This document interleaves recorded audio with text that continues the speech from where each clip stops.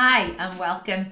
My name is Ali Hart and I am the host of this podcast, and you're listening and watching How to Build a Creative Business in a Noisy World. I really hope you enjoy the episode. And we are in the middle of the Hindsight series, which is a series where I am just really enjoying spotlighting people, their stories, people who are making waves in the creative industry, outside of the creative industry, and just who engage with people and who I wanted to highlight and to share their story with you. So today we have Emma Blain. Hi, Emma. How are you? I'm good. So Emma, tell us where you're joining us from. So I'll just give you a little bit of background with my connections with Emma. I first met Emma, well, we're another one of the internet's great friendships, I guess, but via the Church of Ireland Gazette, which I know is one of the many roles that you have as editor there, as far as I know.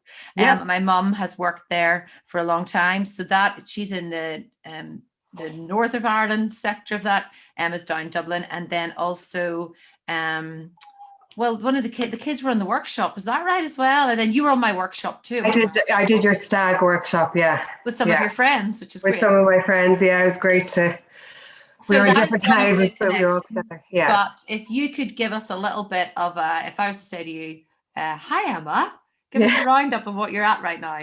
So I am the editor of the Church of Ireland Gazette, and I'm based here in Dublin. And the Gazette is like the Church of Ireland and All Ireland, representing all of Ireland. So Ella's up in the north and I'm down in the south, and it's a great publication. It's got a massive history. It's over 150 years old, so it's a real privilege to be in this position, and I'm loving every minute of it. And that is, sorry to interrupt you, so that for anybody, because of quite a few people in the States as well who listen, so that is like a church magazine, but it's a lot bigger than just a church, isn't it? It's like a it's for the clergy and the laity in of the Church of Ireland. That's who it's aimed for. So it's full. It used to be a weekly newspaper. But in the last couple of years, it changed to a monthly magazine. So my background would be in newspapers and magazines. So I used to work for the Sunday Independent. Wow. Yeah, and I worked on Life magazine there, which was my favorite ever job.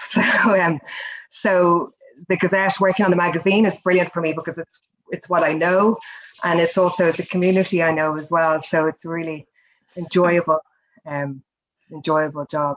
And my other role is a politician. Yeah. So I am a county councillor, so local politics really. So I represent the local area called Glencullen, Sandyford in Dunleary Rathdown. Okay. So I've been doing that since 2016, and I was re-elected then in 2019. We had our most recent election.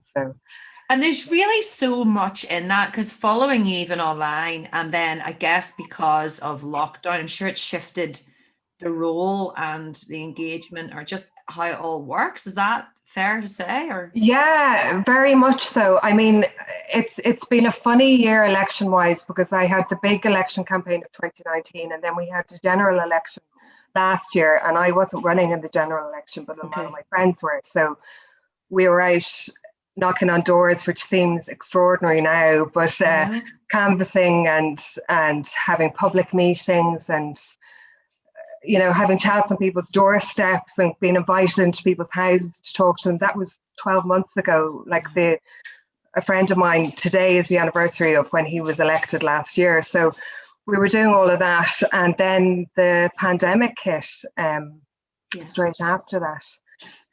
So it's been.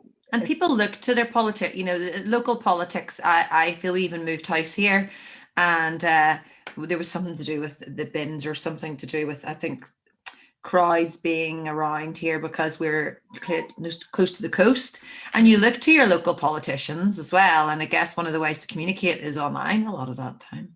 Yeah, and that's been growing for years now. So in many ways, a lot of that hasn't really changed. Okay.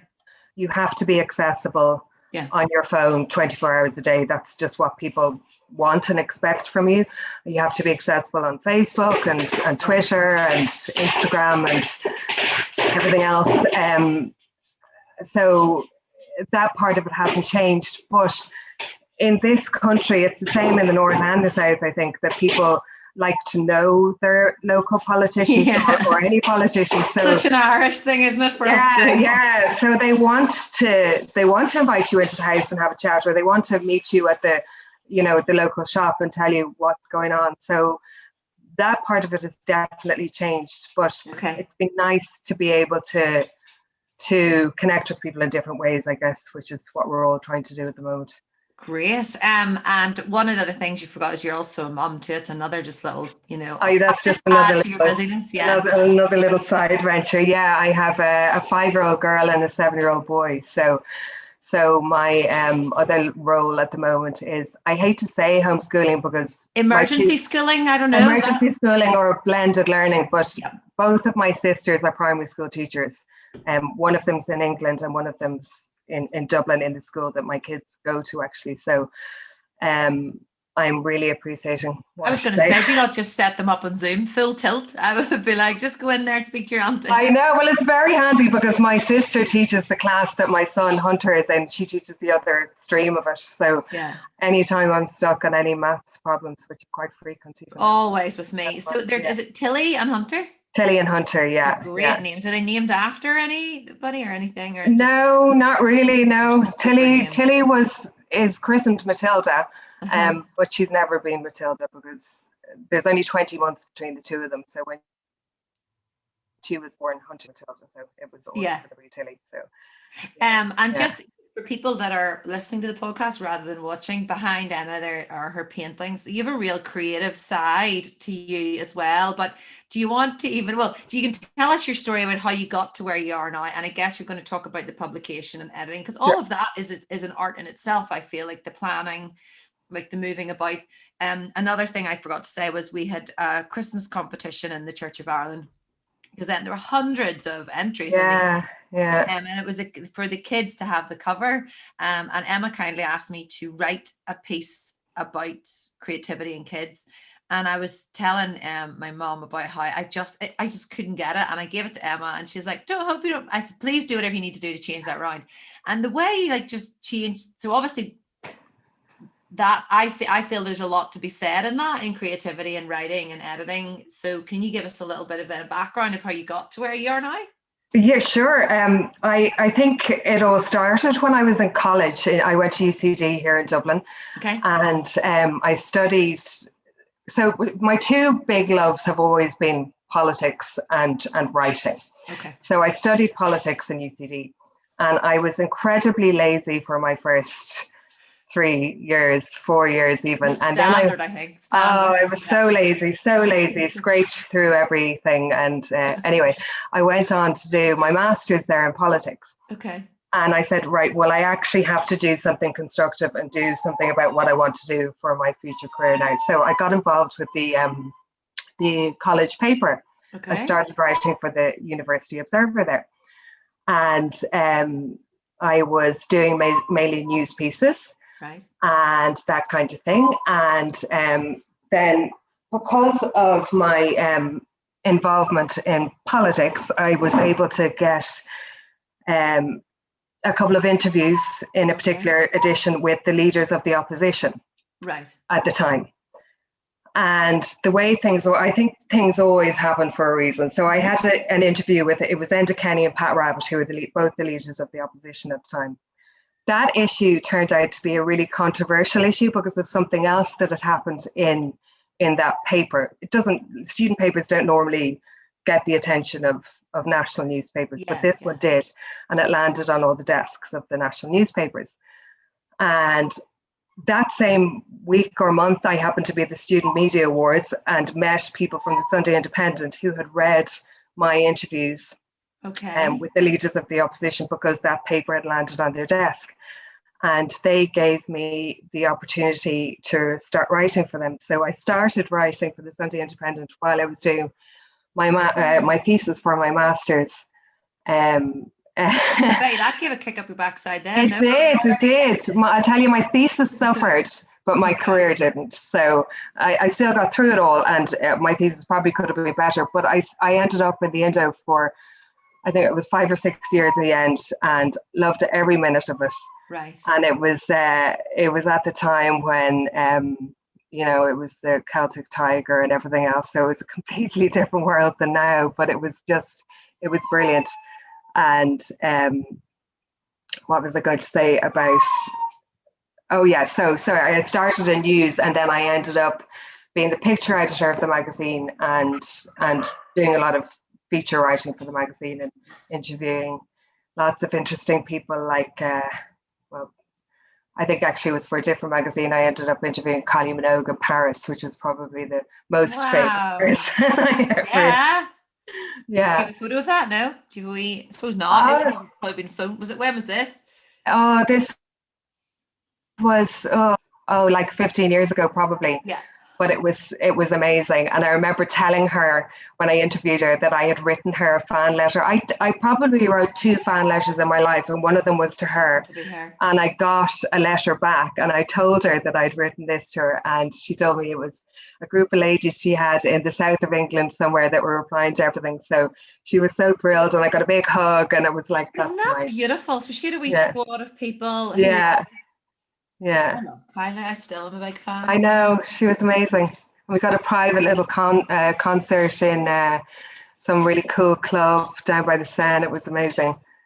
So that was then early. That was 2006, sort of, just because I'm 15 years married. That's what makes me think. Yes, around about. Well, probably around about then, I'd say. Yeah. Okay. Yeah, I'm thinking rough timelines in my head. Yeah. So when I left the Indo, the time that I left was when everything was sort of changing in print media. So the company basically made half of the staff redundant. That was about 150 people redundant, and that was the first of all those big changes in print media.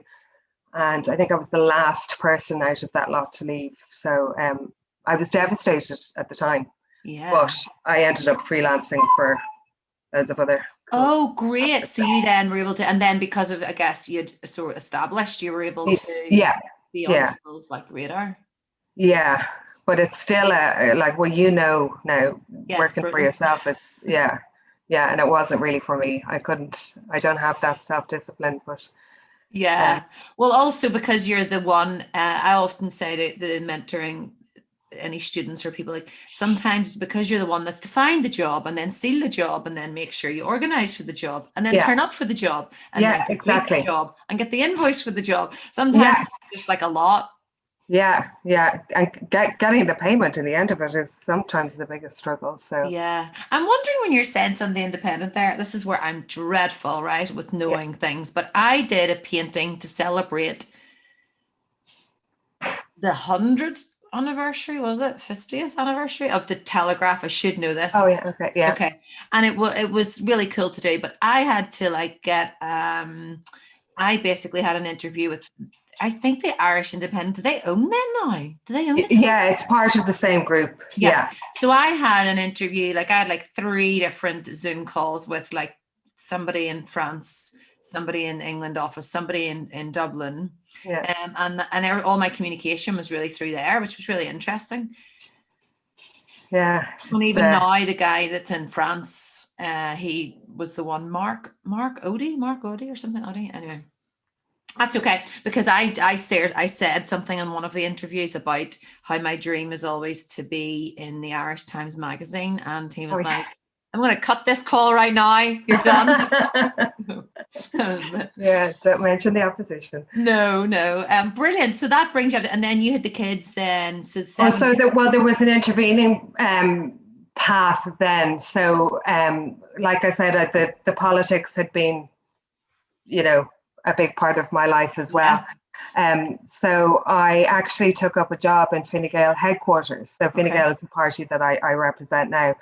So there was a job as a press officer going there. And like I said, I wasn't, this whole self-employment thing wasn't really my bag. So I took that up. It was for Dublin press officer, and it was a paternity leave cover. And I was still able to freelance at the same time, which was, I didn't have kids at the time. It was grand. It was full on, but it was great. And then that evolved into a totally new job, which was as the digital press officer, the digital officer of the party.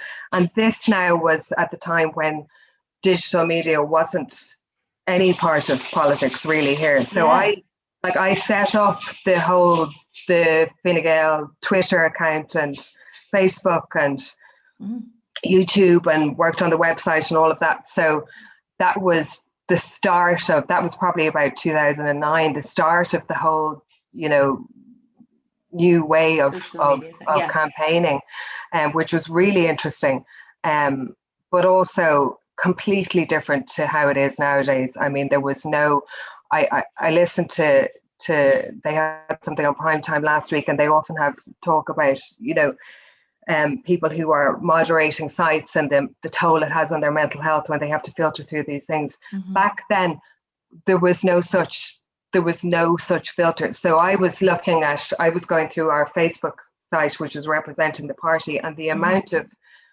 horrible messages that you would have to see and sift through.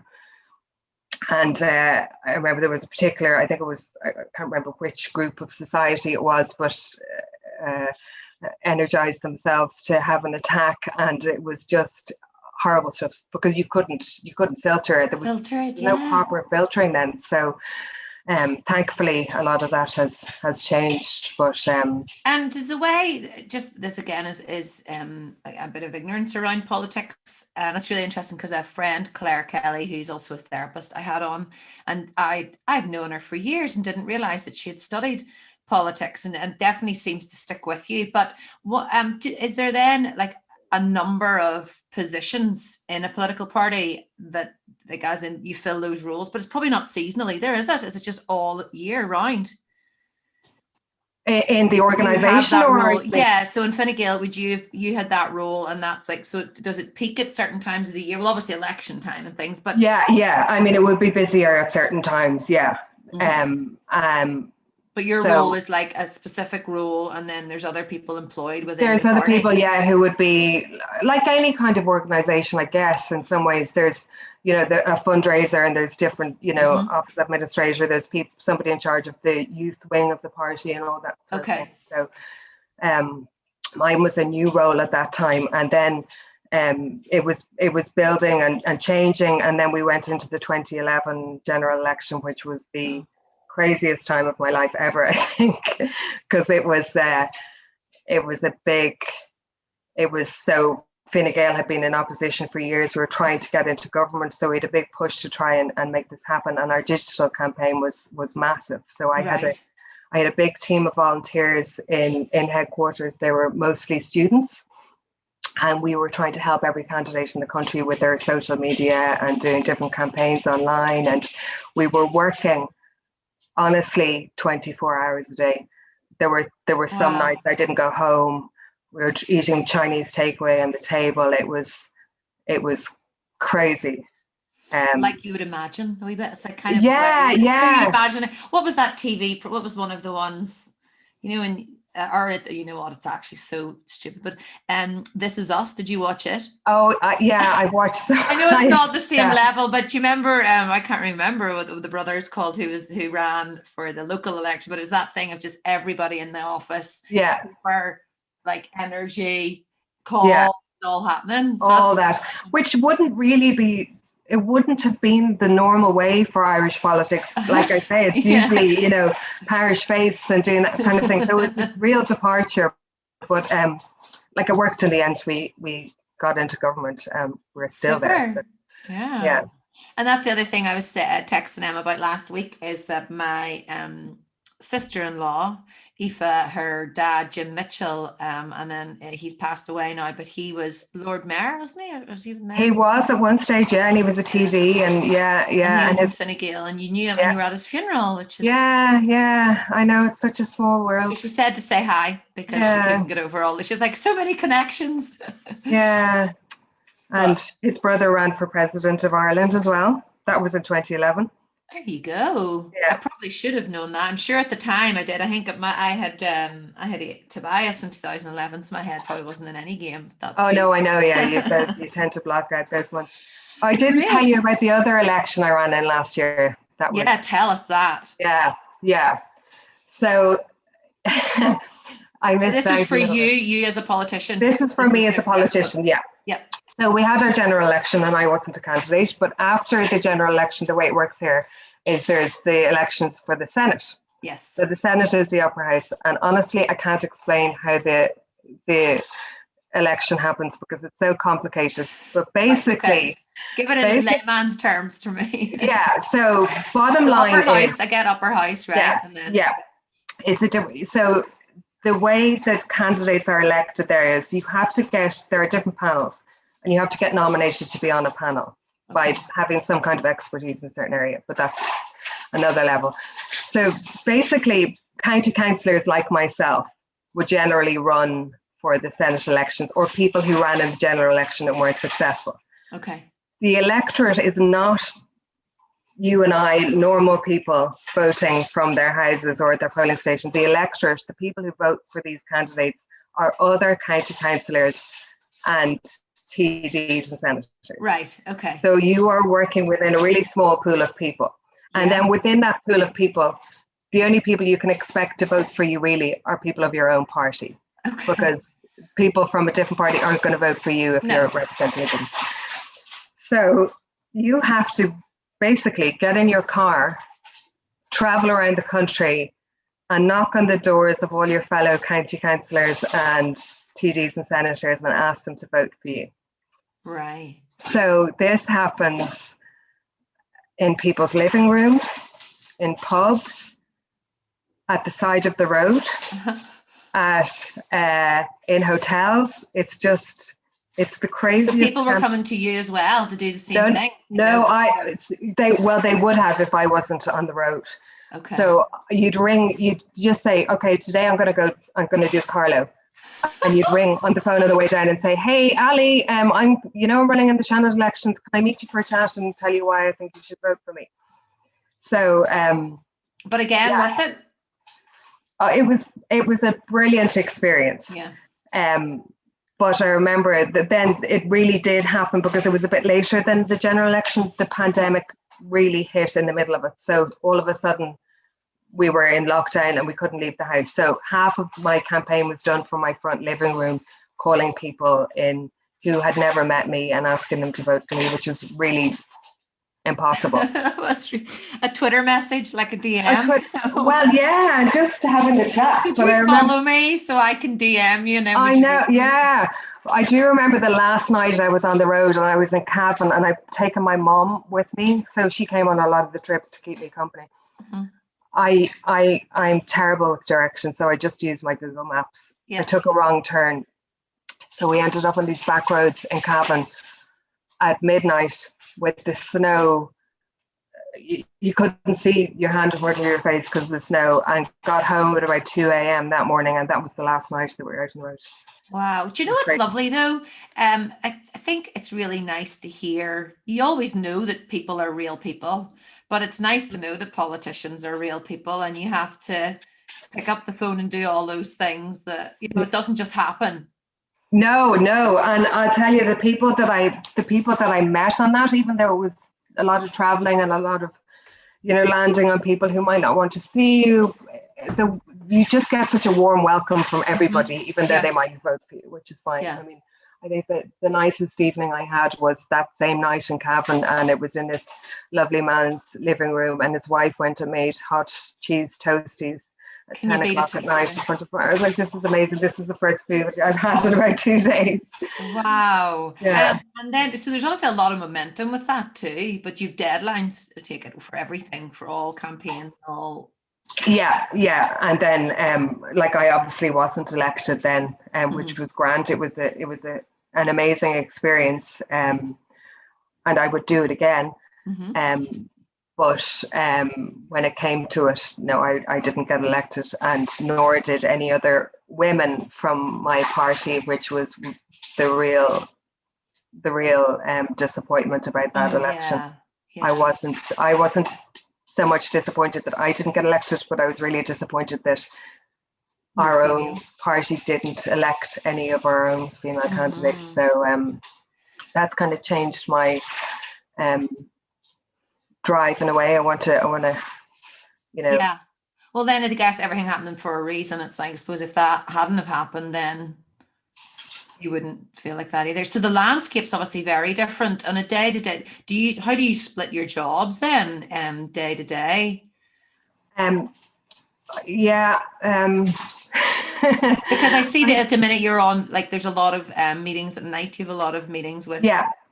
So most of my council meetings would be at night, which is grand, after 5 o'clock. So by that stage, the kids have kind of done their work, so I can put them in front of the TV or give them a paintbrush, and that's fine. My Gazette work I tend to do sort of throughout the day. Okay. And at the weekends, and I'm not organized enough to have a structure, because I think it's impossible with the kids being at home. It is. You know, when they're in school, what I do is I do my Gazette work in the mornings when they're in school. Then I do my council work on the fly, you know, talking to people, answering emails, having the set meetings in the evening. So it's much more structured then. But at the moment, it's like. And do you miss, like, the pandemic? That's why I call it the hindsight series. Like, how do you deal with, like, even your fellow councillors and different people? I take it you don't see anybody either. It's hard going. No, in fairness, up until Christmas, we were still having monthly meetings. Yeah. And we were having them in the old ferry terminal in Dunleary, socially distanced. Yeah. And even though the building, you know, you can imagine it's an old ferry terminal, the ceilings are so high, it's freezing cold. You're sitting there with, like, and normally we'd be given, you know, hot food before a meeting, so we were having a bottle of water and a stale bicky at our desk. But it was still really nice to see people, and we could go for a walk in the pier afterwards. So yeah, we can't do that since level 5, and I do miss it. I really do. I do miss talking to people, you know, bouncing ideas off people. But look, you know, we'll get there. Because you're very positive. I think you're very positive in, like, how you come across with, even as a politician. Do you find that is something you've had to, or is that just your natural? Yeah, well, I guess my kids mightn't say I'm so positive. But yeah, I think, you know, I have my moments. I think, you know, there's been days when I've just literally said, right, I'm sitting in front of Netflix and that's all I'm doing, and I'm not going to talk to anybody. And I don't want to talk to anybody, and I'm just going to have a glass of wine and watch Netflix. But yeah, you have to be. I think you have to try and be positive and do things like, you know, I've been trying to do things that are a bit different. I've taken, you know, I play the cello, so I've taken out my cello again for the first time in years, and the kids are learning piano now, so that's been something different to, you know, help them with and get them focused on. Did you see the guy in west of Ireland who's playing the cello? No? I did, yeah. So beautiful, him and his dog. Yeah, Hunter wants to take up the cello now, but I don't think I could cope with teaching him something else. Yeah, I know. Or and piano. Your sisters couldn't do that? No. Brilliant. And then so I always like to ask people as well, like, because this is essentially for people who are thinking about creativity in any format or just stepping out. Some people are, you know, in a full-time job and just would rather, I think lockdown has shifted a lot of people's perspective, or just think about, what do I want? Like, this life, one life, can't go anywhere to escape any of the crap, you know, you're kind of in the middle of it. Do you have any advice on how to deal with fear? Because you're talking about turning up on people's doors or ringing, you know, that, just even driving, navigating, as simple as that, or just life in general. Do you have any tips on dealing with fear? So I think it's something that I have learned to deal with as I've got older. So I've been a councillor for since 2016, but I was first asked by the party to run when I was about 23. Like, right. And at the time, I was too terrified to do it, because I felt, and this would have been something I think that I probably would have felt as a younger adult a lot. I was afraid not to know the answer. I was afraid if somebody asked me a question I didn't know the answer, that I would be exposed. Like, I was afraid that if I didn't know everything about what I was supposed to know, that I would fail and people would laugh, or they wouldn't vote for me, or they'd think I was too young or whatever. And I think that that's something that you definitely learn as you get older, that you don't have to know the answer to everything. You don't, we learn all our life until we die. So, everything is about new experiences. If you don't know the answer to something, you ask and you find out. Do you know what I mean? It's not a bad thing not to know everything. If you know everything about something, then it's incredibly boring. So learning is part of life, I think. Totally. And I was listening to something yesterday, and they were saying about something, they were asked something whenever they were 21 or whatever, and she said it wasn't that I didn't know how. It was like I was a baby. You are young whenever because I think about that now, and think about how Michael and I were married whenever I was 23, and I thought I will never get through anything. I'll never be able to build this creative. But granted, it one step at a time. But you're right, not knowing everything would be, or knowing everything would be boring, wouldn't it? Yeah. And so swimming as well. You do a little bit of the open water swimming, don't you? Oh no, do you know, I only swim when I'm in Donegal. Okay, yeah. That's fine. Yeah, I wish I would do it here, but I don't. So my dad's from Donegal, and we go up there quite a lot. And yes, it's gorgeous. Yeah, and it's just beautiful. Yeah. And are you reading anything at the minute? Do you know, this is terrible. I was reading so much, and my mother gave me a TV for my bedroom. Brilliant. Oh, great. So you can just, I know, that's Netflix. Yeah. Are you watching anything then? Do you know what I'm in the middle of watching is the Queen's US Gambit. Office, which is really old. Oh yeah, it's very funny though, But I can't get away from it. But the last book, I have to say, which I finished a couple of months ago, it's terrible. I was so good. American Dirt. Right, don't know it. It's amazing. Okay. It's about this family who moves across the border. Right. From Mexico, and their journey about moving across. It's a very powerful title, isn't it? Yeah. It's brilliant. Also, you're saying about not reading anything, but it's because every day merges into the next one, merges into the next week. It's nothing different. Yeah. But I was really good, and I just have to unplug. And I haven't had a TV in my bedroom for years because of that, because I would end up just falling asleep watching something. So did you watch the Queen's Gambit or Queen? I did. It was very good. We just finished that. Yeah. I was really surprised how much I liked that one, actually. Me too. Because haven't taken up chess though. Yes, no. Michael said to me at one stage, I'll show you after. And I said, no, you won't. I don't care. No, I don't actually care. I just want to know how that person is lost.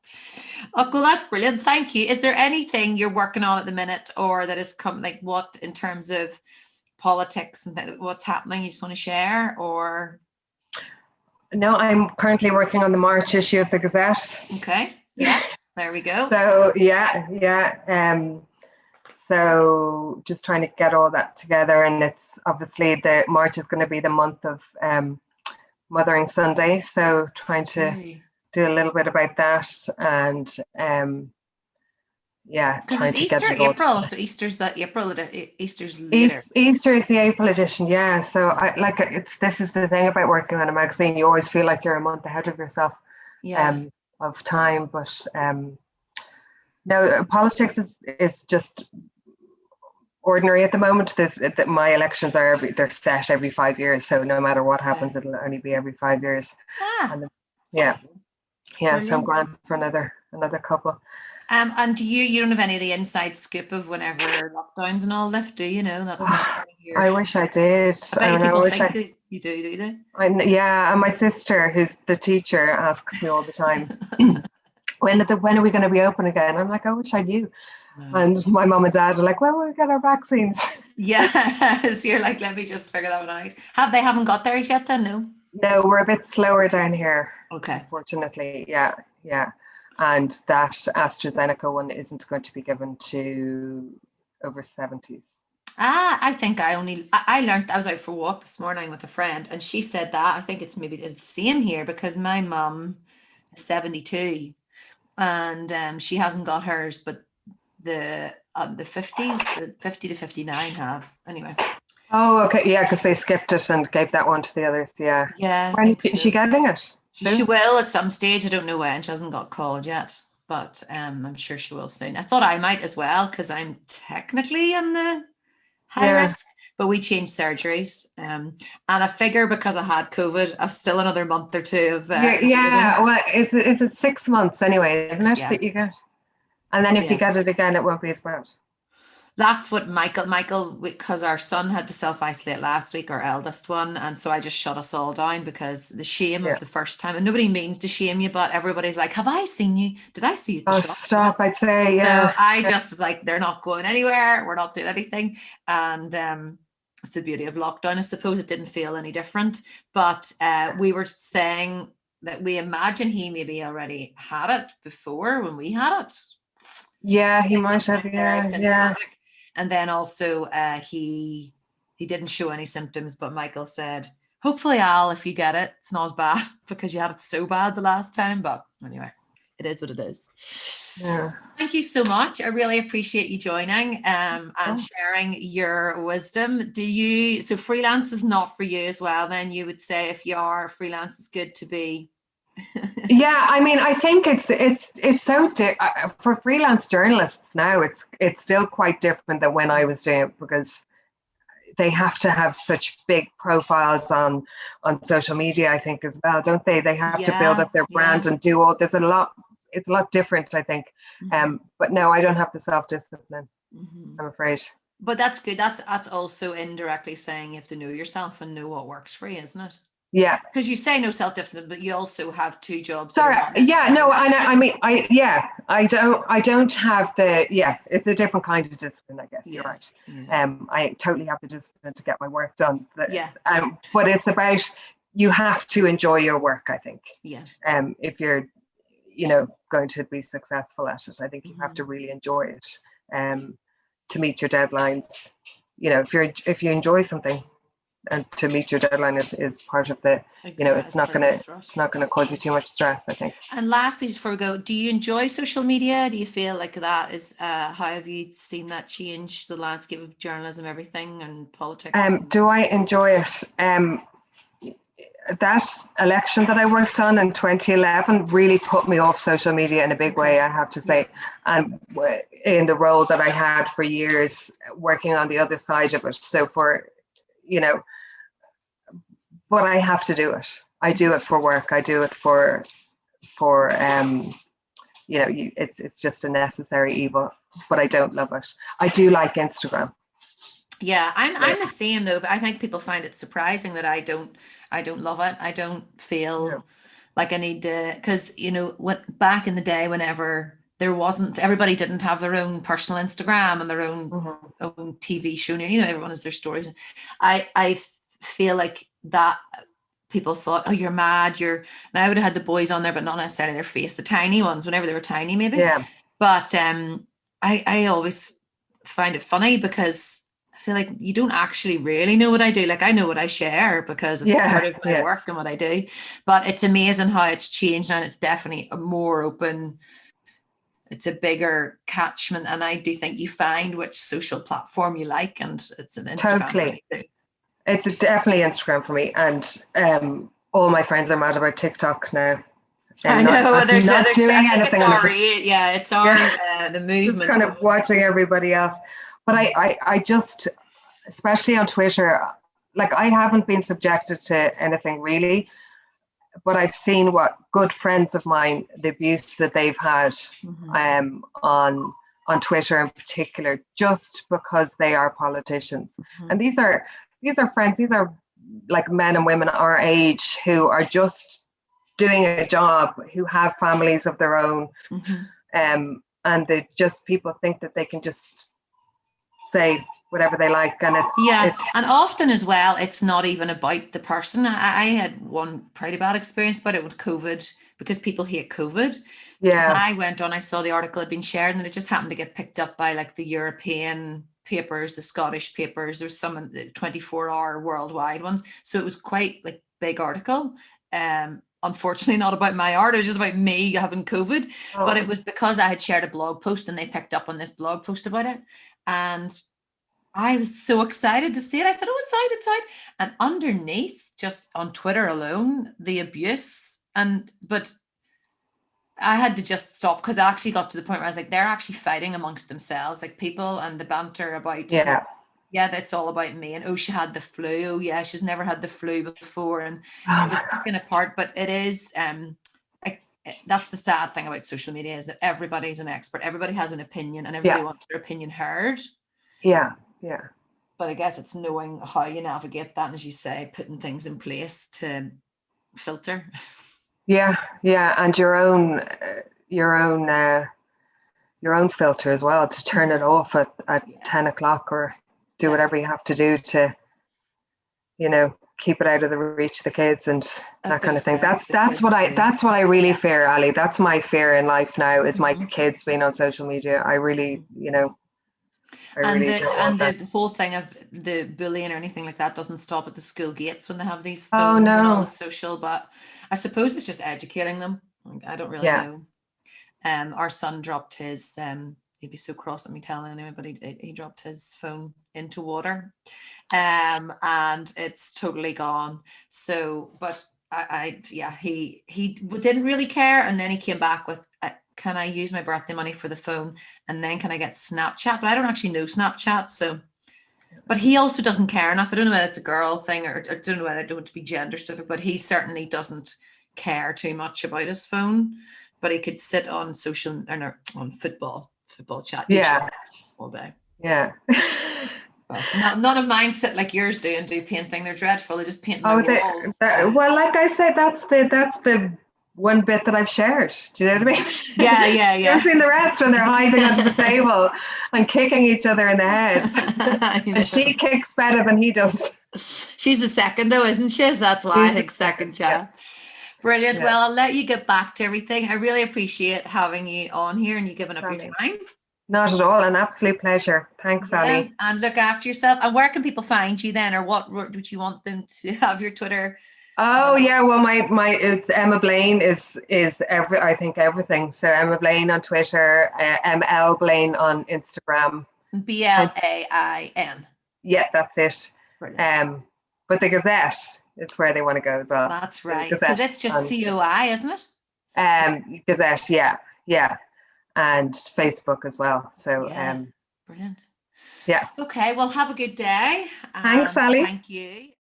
Thanks so much for tuning in today. If you enjoyed the episode, I would really appreciate some feedback, or for you to hit subscribe so that you get all the content every week in your inbox. And if you would like to check out my website, it's alihart.com, especially if you were thinking about needing some mentoring sessions, because I have openings coming up in the summer. Thanks for watching and listening, and I will see you on the other side.